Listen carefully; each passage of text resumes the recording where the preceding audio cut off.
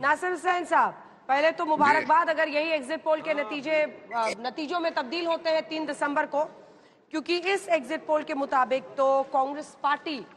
बहुत अच्छी स्थिति में दिख रही है। 63 to 73 हमारा एग्जिट पोल कह रहा है। आपकी नजर में सबसे बड़ी बात जो आपके लिए वहां काम कर गई, या फिर ये केसीआर के खिलाफ, क्योंकि सबने कहा है चेंज के लिए, परिवर्तन के लिए उन्होंने वोट किया है। देखिए, कर्नाटक का चुनाव भी मैंने बड़ा क्लोजली देखा था, ऑर्गेनाइज किया था। तेलंगाना में काफी टाइम मैंने दिया था। वहाँ पे क्लियर कट लहर कांग्रेस के फेवर में है। कांग्रेस जिस तरह से अपना कैंपेन ऑर्गेनाइज की, अपना पॉलिटिकल नैरेटिव सेटअप की, अपना पॉजिटिव एजेंडा सामने रखी, जो बीआरएस सरकार के जो फेलियर्स थे उसको जो हाईलाइट की, जो उनके वायदे 10 साल पहले और 5 साल पहले जो किए गए थे उनको याद दिलाया लोगों को, क्या उसमें कितना वो लोग सक्षम रहे, कितना नहीं रहे। फिर हमारे जो गारंटीज थे, हमारे डिक्लेरेशंस थे और हमारे मैनिफेस्टो था, उसको पॉजिटिवली हम लोगों ने हाईलाइट किया और क्यों कांग्रेस का वहां पे आना जरूरी है और कांग्रेस का तेलंगाना में आने का देश भर में मैसेज क्या रहेगा, 2024 के लिए पोजीशन ही क्या रहेगी और किस तरह से जो मौजूदा पार्टी वहां पे सरकार में है भाजपा को किस तरह से मजबूत कर रहे हैं, मदद कर रहे हैं, वो सारा चीज हम आवाम के बीच में जाके हम लोगों ने बात रखा। ठीक है, एक जल्दी से छोटा सा सवाल है सर आपसे, और एक बहुत बड़ा इशू रेज कर रहे हैं वारिस पठान। वो कह रहे हैं आप और बीजेपी मिलकर एआईएमआईएम के कैंडिडेट्स को हरा रहे थे। देखिए अब एमआईएम जो है खासकर तेलंगाना के चुनाव में या देश भर के चुनाव के बारे में कुछ बोल ही नहीं सकते, क्योंकि जो है पूरे देश भर में भाजपा को कौन मदद करता है, कौन जाता है, कौन माहौल बनाता है, जानबूझ के कौन पोलराइज करवाने की कोशिश करता है और उस पोलराइजेशन का और उस माहौल का, उस फिजा की मदद किसे होती है, ये जितने पढ़े लिखे लोग हैं, जितने पॉलिटिकली अवर लोग हैं, सारे लोग समझते हैं। और यहाँ पे बीजेपी जो नंबर 2 में जो थी 6-8 महीने पहले के आप ही लोगों के सर्वे के हिसाब से, वो बीजेपी कैसा अपना कैंपेन ठप कर दी, कैसा अपना कैंपेन खत्म कर दी, कैसा बीआरएस को मदद करने की कोशिश कर रही थी, ये भी सबको पता है। तो इसमें मुझे नहीं लगता कि वारिस पठान इसका जवाब जरूर देना चाहेंगे। विनोद अग्निहोत्री जी आपके पास भी आ रही हूँ, लेकिन उससे पहले कुछ आंकड़े, थोड़ा सा रुक जाइए, hold your thoughts for a moment. जल्दी से अपने दर्शकों को दिखा देते हैं कि मुख्यमंत्री के चेहरे पर, लेकिन जब सवाल पूछा गया, ये भी बहुत दिलचस्प है जिस पर प्रदीप जी से चर्चा होगी, मुख्यमंत्री के चेहरे पर केसीआर ही आगे चल रहे हैं 32% के साथ। वहीं रेवंत रेड्डी जो कि अध्यक्ष हैं, एबीवीपी से इन्होंने अपने करियर की शुरुआत की थी, टीडीपी में भी गए, उसके बाद से कांग्रेस पार्टी में आए, अभी कांग्रेस पार्टी तेलंगाना के अध्यक्ष हैं रेवंत रेड्डी। उस दिन इसलिए उनका वीडियो वायरल हुआ क्योंकि गौ पूजा करके वो वोट देने के लिए आगे बढ़े।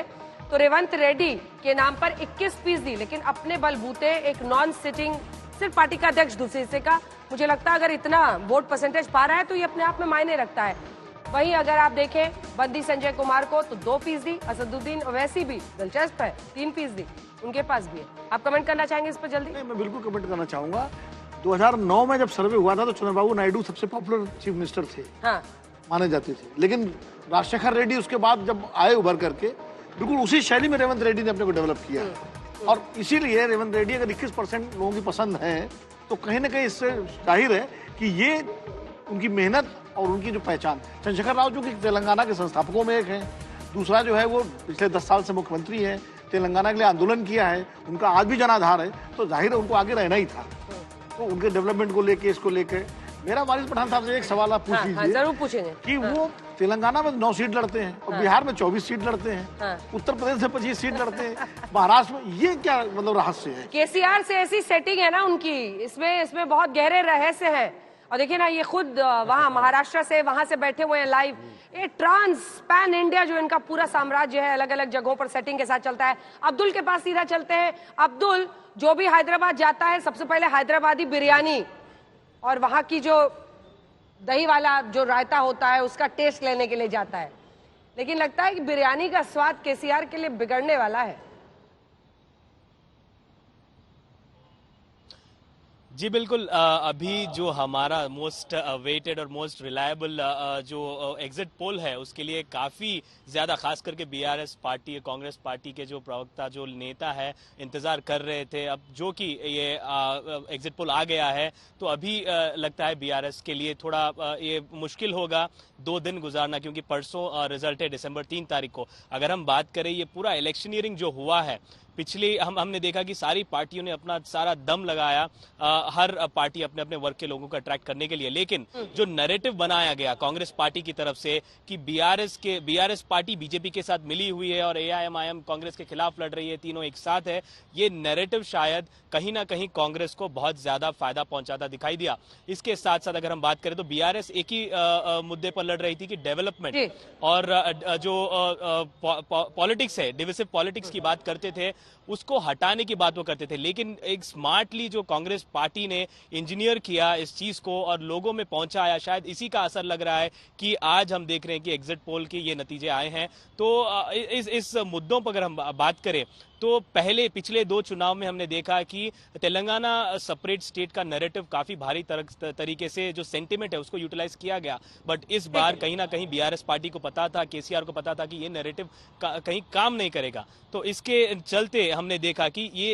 इस तरीके के नतीजे आए हैं। हालांकि फाइनल रिजल्ट तो 3 तारीख को ही आना है, देखना ये होगा क्या ये अब ज्यादा टाइम है नहीं अब्दुल, जल्दी से एक बार प्रदीप जी, या फिर प्रदीप जी के पास आते हुए, प्रदीप जी आप अब्दुल एक सेकंड रुक जाइए क्योंकि बहुत सारे आंकड़े जल्दी जल्दी अपने दर्शकों को दिखा दें। जाति के आधार पर महिलाएं किस तरफ गई हैं, कांग्रेस पार्टी को तेलंगाना को अगर हम देखें प्रदीप जी, इतनी सारी वेलफेयर स्कीम्स, अगर दक्षिण भारत की बात होती है कि मंगलसूत्र से लेकर वॉशिंग मशीन, कलर टीवी, ऐसी चीजें दी जाती है पार्टियों की तरफ से, 1 रुपए में चावल, वहां से जननी एक तरह से इस तरह की फ्रीबीज रेवड़ियों का हुआ, तो यहाँ पर मतलब केसीआर तो जीते जागते ऐसे उदाहरण थे जिन्होंने बहुत सारी वेलफेयर स्कीम्स चलाई हुई थी, लेकिन उनकी सफलता के बावजूद लोगों ने बदलाव के लिए अगर वोट किया है तो उसकी वजह क्या है हम आपको दिखा रहे हैं। पुरुषों में, महिलाओं में, बीआरएस में देखिए महिलाएं 37 तो पुरुष 33, लेकिन कांग्रेस में वही देखिए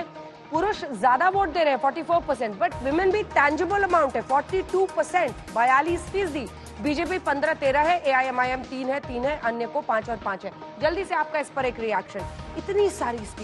सारी स्कीम्स उन्होंने लादी हुई थी वहां पर जनता के। इसमें कोई शक नहीं है कि केसीआर जी ने काफी सोशल वेलफेयर स्कीम चलाई और उसका लाभ बड़े सेक्शन ऑफ सोसाइटी को मिला है, लेकिन एक जो ह्यूमन होता है, एक मानव जो होता है, वो बोलता है बहुत कुछ तो किया है, अभी बहुत कुछ करना बाकी है। तो आप रूरल इंडिया में देखेंगे तो लोगों को एक उम्मीद होती है, नया कोई भी आएगा, बोलते हैं ना, उगते सूरज के साथ एक उम्मीद होती है। और कांग्रेस पार्टी ने पिछले बार बहुत बड़ा ऐतिहासिक ब्लंडर किया था कि टीडीपी के साथ अलायंस किया, उसके चलते जो आप देख पा रहे हैं, और अब उन्होंने अलग अलग कर लिया, तो उसमें आप देख रहे हैं कि कहाँ 32% वोट शेयर आया था कांग्रेस का टीडीपी के साथ मिलके,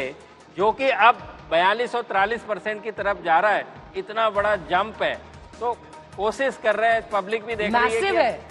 मैसिव है, ये बहुत बड़ा राइज है। और दक्षिण भारत की बात करें तो बहुत ही, पूरे 5 राज्यों की बात कर लें तो गिने चुने उंगली पे 5 या 4 वाकये हैं जब 2 बार सरकार आई है, और तीसरी बार सरकार आने का तो कोई वाकया ही नहीं है। कहने का मतलब ये है कि लोग चाहते हैं कि आपने तो बहुत अच्छा काम किया है, अब इनको भी मौका दीजिए, ये कैसा करते हैं। हैट्रिक बनाने से रोक दिया है उन्होंने, लेकिन बहुत बड़ी भूमिका थी तेलंगाना गठित करने में भी, और इसीलिए उनकी पार्टी इस तरह से वहां पर बढ़ी।